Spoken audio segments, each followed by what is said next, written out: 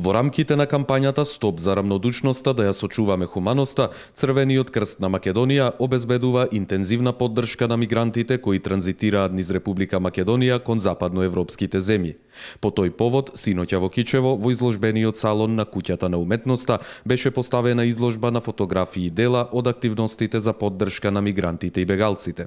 На оваа изложба се прикажани 50 фотографии и дел од активностите за поддршка на мигрантите и бегалците кои транзитираат низ нашата земја.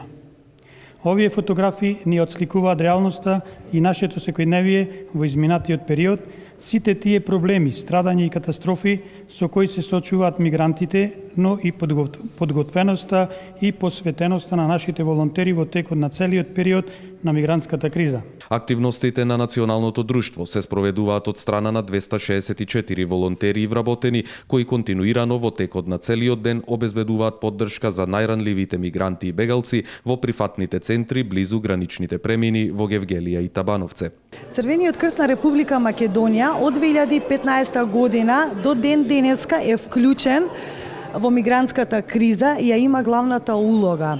Исто така Црвениот крст е 24 часа во Гевгелија и во Табановце, каде што има 11 екипи. Исто така, значи, Црвен крст и нашите волонтери, кои се во број 264 волонтери, обезбедува прва помош, дистрибуција на храна, дистрибуција на хигиенски пакети и све што има потреба еден мигрант или еден бегалец.